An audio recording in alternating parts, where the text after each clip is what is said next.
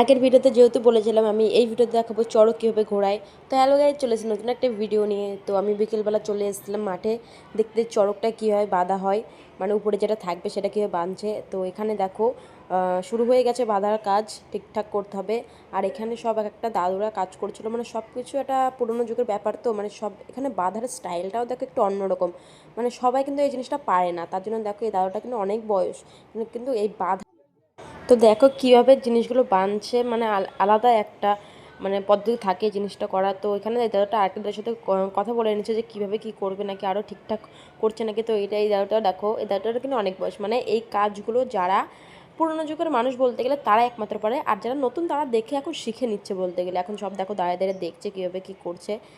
তো মানে ভাবো যে পুরোনো যুগের একটা আলাদাই ব্যাপার থাকে, তোমরা যাই বলো তাই বলো। তো দেখো এখানে সবাই কিন্তু ইয়ং বয়সী সবাই দাঁড়িয়ে আছে, তারা কিন্তু করতে পারছে না, এই দাদুগুলোই করছে।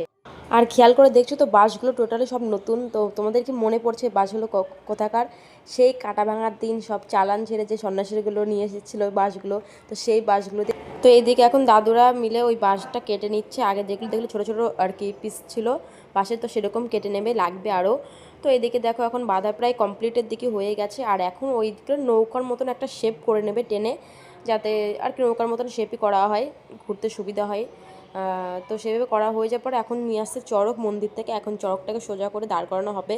তাই এখানে দাদু বলে দিচ্ছিলো কোথায় ঘুরতে হবে কোথায় না ঘুরতে হবে। তো সব সন্ন্যাসীরা মিলে করছে। আর চড়কটা যেহেতু অনেকটাই ভারী, তো একটা রিক্সের একটা ব্যাপার থাকে। তো যেহেতু ওটা বাঁধা হয়ে গেছিলো, তারপর এখন ওটা হচ্ছে চড়কের মাথায় যে সরু এটা থাকে, তো তার ওখানে লাগিয়ে এখন ওটা দেখো। আর যেটা বলেছিলাম ওই পাতার একটা মালা তৈরি করে যেটা চড়কের নিচে দেয়, তোমরা খেয়াল করে দেখবে ওখানে একটা পাতার মালা আছে কিন্তু, সেই বলেছিলাম আমি আগের ব্লগে। তো এখন সেটা এখন চড়ক গাছটা দাঁড় করানো হচ্ছে। তো এটা রিক্সেরই ব্যাপার, অনেকটাই ভারী বলতে গেলে। আর খুব যে ছোটো চড়ক তাও না, আমাদের চড়কটা মোটামুটি আছে, অনেকটাই লম্বা আছে। তো দুই দিকে এখন টেনে টুনে ঠিকঠাক করে দাঁড় করাবে। তো তারপর তো দাঁড় করানো হয়ে গেছে, এখন পুজো করে নেওয়া হচ্ছে। ঘোরানোর আগে চড়ক ঘোরানোর আগে অবশ্যই পুজো করে নিতে হবে। আর তখন দেখো ততক্ষণে মেলায় প্রচুর লোক হয়ে গেছে, প্রচুর ভিড় হয়ে গেছে, দেখতে পাচ্ছ।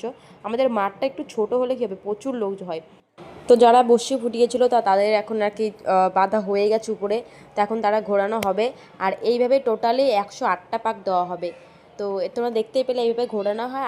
আর একটা চোট পুজোর লাস্ট ব্লগ দেবো, ঠাকুরকে দোবানো হয়েছে যেটা আর কি কাদা খেলা হয়, তো সেটারই আমি লাস্ট ব্লগ দেবো। তো আজকের মতো এটুকুনো পর্যন্তই, দেখা হচ্ছে নেক্সট ব্লগে, টাটা।